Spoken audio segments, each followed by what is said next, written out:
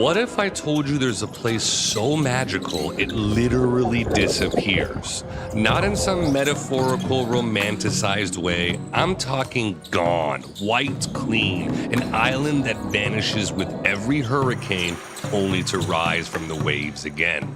This isn't a fantasy.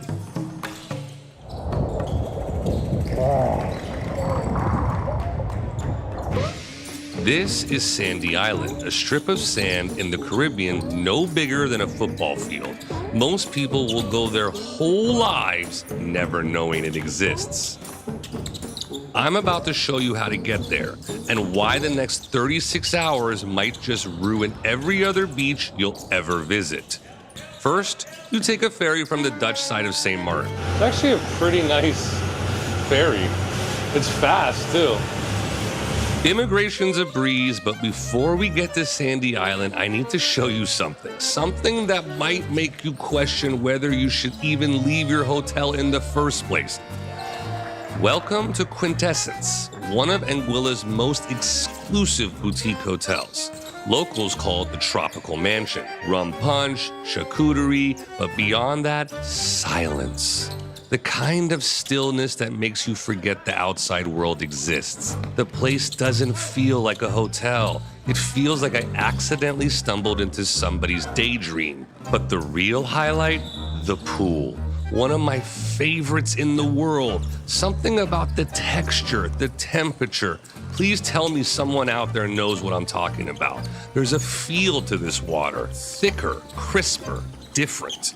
Just beyond it, barely visible in the distance, Sandy Island. They say the best time is to go in the morning, so we just hang out here at the hotel beach and just look at this. The kind of blue that feels straight out of a movie. And the fact that it's just us, no one else in sight, makes me feel like the main character.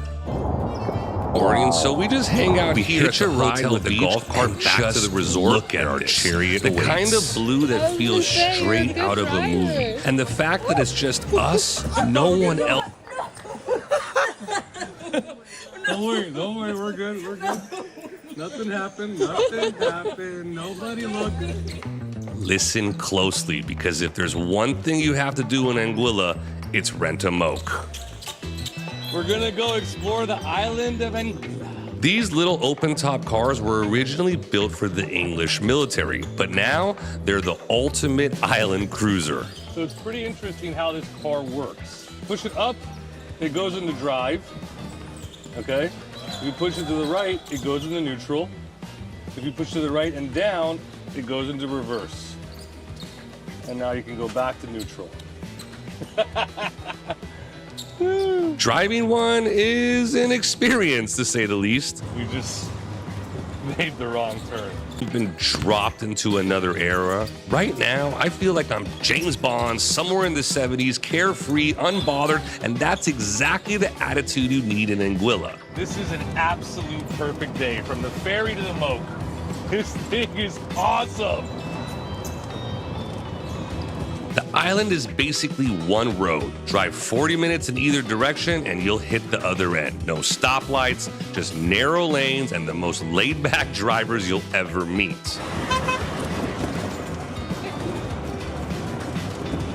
Okay, so here's your next move. Pull over at any seaside shack at Shoal Bay and order yourself a margarita.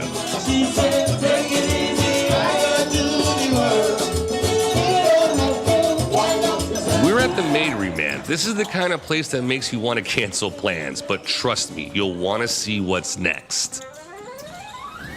The beautiful arch, my people. A jagged, towering rock formation straight out of another world. If you're feeling brave, step right up to the edge and look down. The water's so clear, you can see straight to the bottom. What a fantastic day in Anguilla. My God, it's like living a dream. But none of this, not the mokes, not the arch, not even the perfect margarita compares to what we'll be seeing tomorrow morning. Bright and early, we make our way to Sandy Island.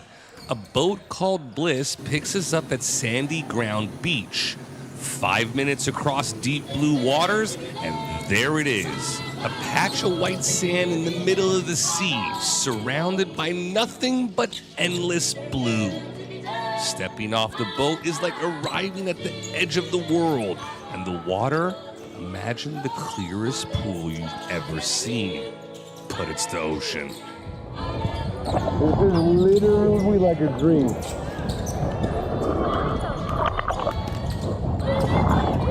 Wow. Like, it looks like AI.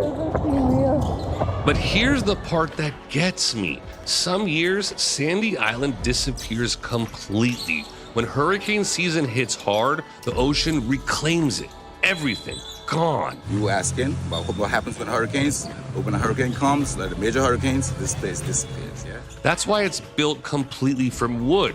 When it goes, they just rebuild. This is the 4th or maybe 5th version of this beach shack. Even the locals have lost count.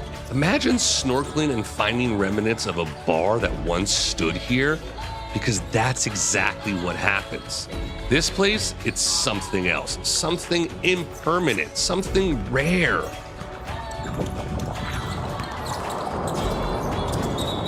And just when you're lulled into a trance, the breeze, the waves, the sheer impossibility of this place, the locals pull you into a party.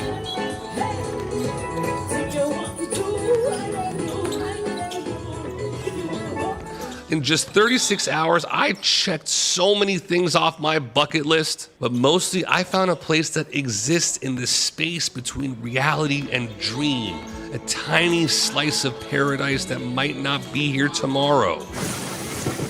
Anguilla! They say the best journeys change something in you. 36 hours in Anguilla, from 5-star hotels to disappearing islands, from open-air mokes to crystal clear waters, isn't just a trip. It's a reminder of why we travel in the first place. To find those rare places that still feel undiscovered, to experience moments that can't be perfectly captured, only lived.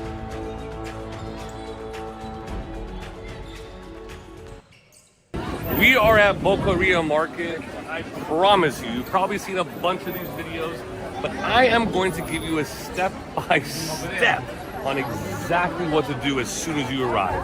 You walk in and it's like the volume on life gets turned up to 11. You hear it before you see it. Vendors shouting, deals being made, tourists and locals jostling for space. The air is thick with the smell of grilled meat, ripe fruit, and just a hint of the sea. This place is a madhouse, but it's the kind of chaos that makes you feel alive. Every corner, every stall has a story. Families that have been here for generations, working their asses off to keep their traditions alive. There's Carmen, who probably knows more about olives than most of us know about our own lives. Or the Grouse brothers, one of the few vendors in the whole market who carry uni in a can, a rare delicacy that's as much part of their story as it is their inventory. Then there's Sharif, always quick with a smile, or Victor and his daughters at Victor Paquita, our first stop today. My favorite Iberico place. Thank you so much. You shave us off some Iberico? You can find Iberico everywhere in this market, but there's a reason I keep coming back to Victor's stand. She's the daughter. And she's the friend. No, she's my cousin. Cousin! Mommy. Oh, there you go. Big family. This guy's been slicing ham since he was a teenager, and he's taught his daughter everything she knows. Like, look how glossy that is and fatty. Not just any ham, 100% pure Iberico. Gracias. Dude, look at that shine right there. Which means these pigs aren't factory farmed. Oh my God. They're out there, roaming oak forests, eating fallen acorns. That's what gives the ham its nutty flavor and that marbling that makes you weak in the knees. I mean, that is just fat. Perfect. This isn't just food, it's a connection to the land, to a tradition that's as Spanish as it gets. It's also a luxury, let's be honest. This ham isn't for everyone. It's a reminder of what good food really costs. Look at that, dude. Time, effort, patience, and yeah, of course, money. But when you taste it, you get why it's a big deal. Heaven in a cone. It's not just something you eat, it's something you experience. And for a lot of people here, it's a taste of home, of family, of a Spain that's disappearing. So now you take this and you walk around Boqueria Market. A little cone of a better clam. La Boqueria has been around in one form or another since the 13th century. Back then, it was just a few stalls. Farmers from out of town selling whatever they could grow or catch. Now it's a maze of over 200 vendors selling everything from fresh seafood to candy to eggs and, of course, oysters. Oh, man. You good? Okay, so there's that corner spot over there that's always packed with a huge line. When you come over here, there's nobody here, and this man is the boss. These aren't your typical oysters. They're Galatian oysters. Firm, creamy, perfect. Look at this. Look at this freaking oyster. Holy! Before the 20th century, shellfish was seen as peasant food, cheap, plentiful, and a lifeline for those scraping by along the northern coast. Super briny, but subtle as well. A fantastic oyster from Spain. But things have changed. Today, they're a symbol of Galicia's rich culinary tradition, a point of pride. And there's no place where that transformation is more obvious than right here in this market. Locals, tourists, it doesn't matter. They all belly up for 6-euro plates of these once humble oysters. This is the coolest part about eating oysters in Boqueria Market. All the stands have little tables like this. And you just hang out in the middle of oyster fish market and slurp them up. It's the perfect start to what's coming next. There's a bunch of little bites you can grab throughout the entire market, but I usually go right to Bar Boqueria for a cerveza and some razor clams. This bar is the market's version of Cheers. And as for Sharif, you sit shoulder to shoulder with strangers who by the end of your meal somehow feel like old friends. Eggs. My favorite thing on the menu, you ask? The razor clams. Gracias. I always order a little extra, some for my wife, who pretends she doesn't eat as much as she actually does. It does not get better than that.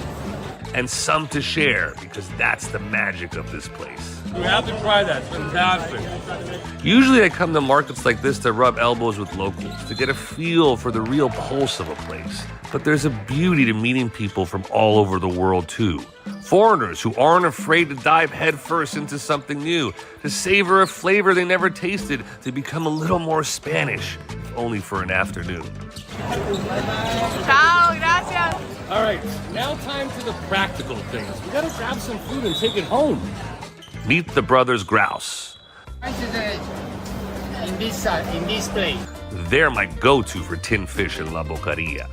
If you guys want to find sea urchin in a can, this is the spot. One time I bought